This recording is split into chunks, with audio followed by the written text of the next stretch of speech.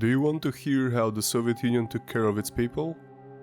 Aleksey suffered some injury when working on the site of the disaster. Instead of the doctor who was supposed to be on duty, he found a note. The tiny letters written in a hurry on a piece of paper said, "Went to Kiev to see Pugacheva." That was a free concert of a pop star organized by the Soviet Union to boost the morale of people living and working close to the Chernobyl power plant. But probably no one told Pugacheva's fans that the radiation was still a real danger.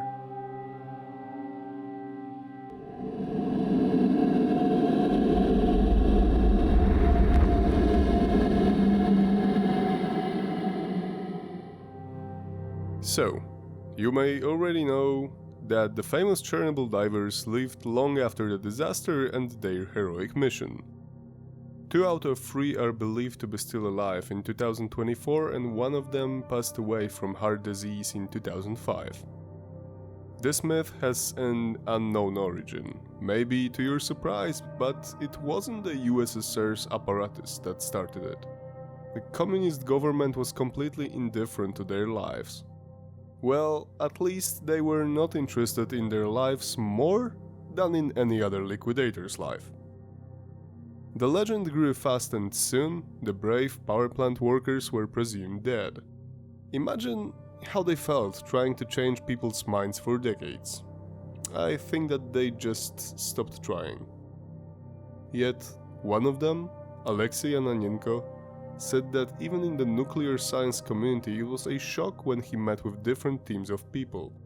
Everybody thought he died in 1986, soon after the disaster happened. It may also be a simplification. If there was no official news about the divers and many other liquidators like the firefighters who died in Moscow's specialized hospital, the 3 heroes probably shared this grim fate.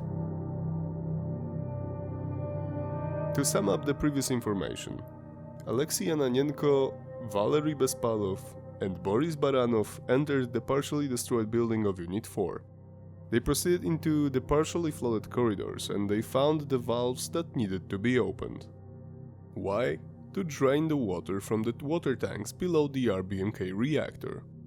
Now we know that there was little to no chance of another explosion. But at that time, the team responsible for harnessing the disaster thought that the melting reactor might reach filled water tanks. They believed this could result in an even larger explosion which could potentially make a huge part of Europe uninhabitable for centuries. Was it possible?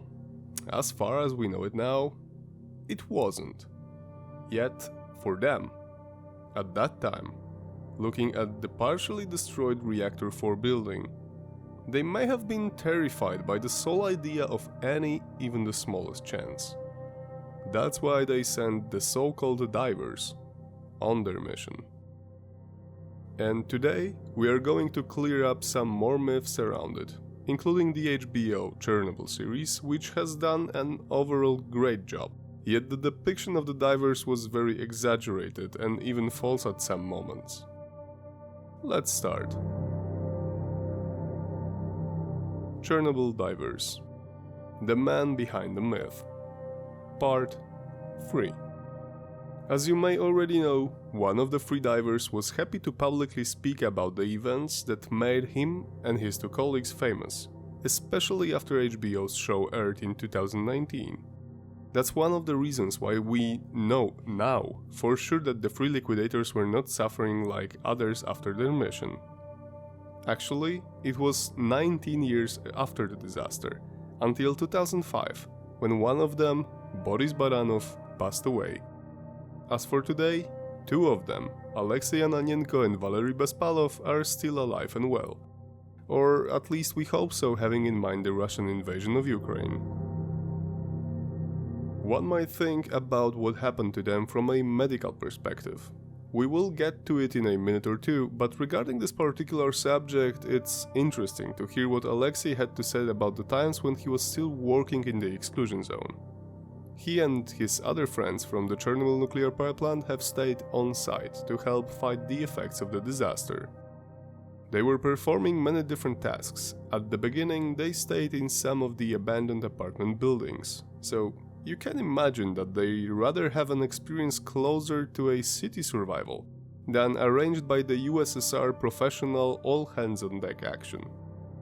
Ananenko resembles that he banged his head against a steel door at the power plant, and he felt so bad, he immediately tried to find a doctor who was supposed to be on site, exactly because of these kind of situations.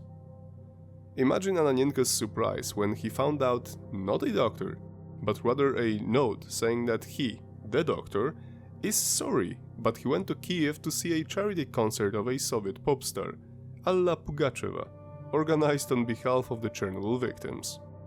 If you don't grasp the situation well, they were still harnessing the disaster at the time.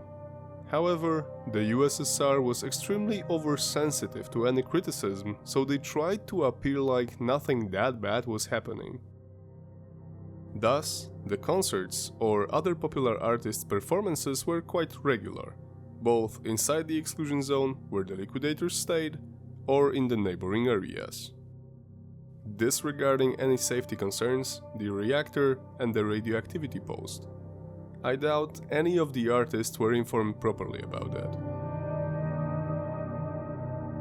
And what about the long-term health issues? Despite the HBO vaguely said at the end of the show that they lived through it, they didn't mention anything about them.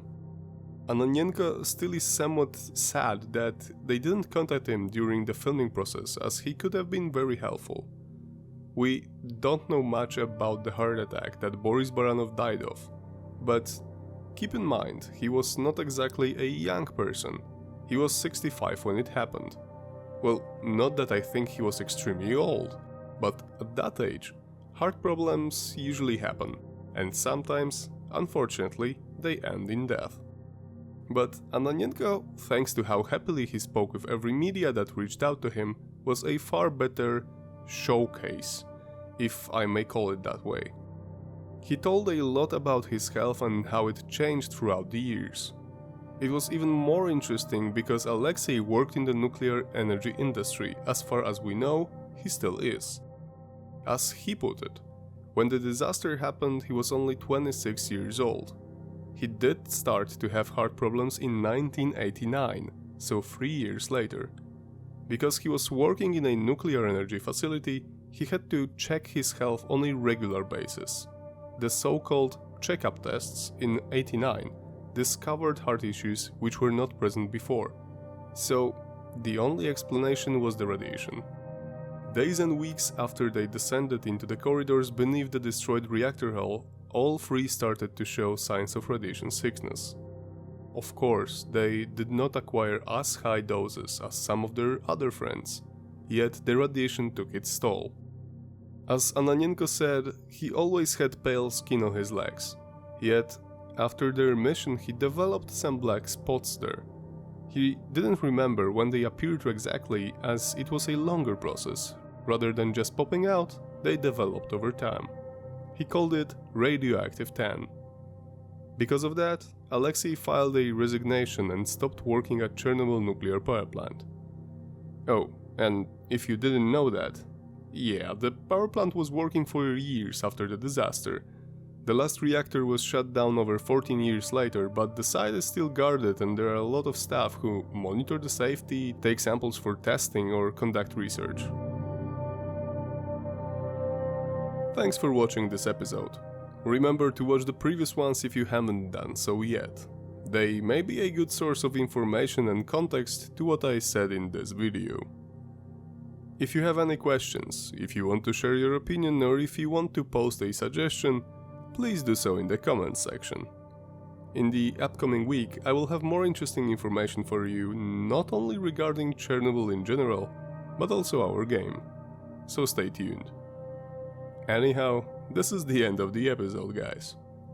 Take care, stay safe, and see you next week.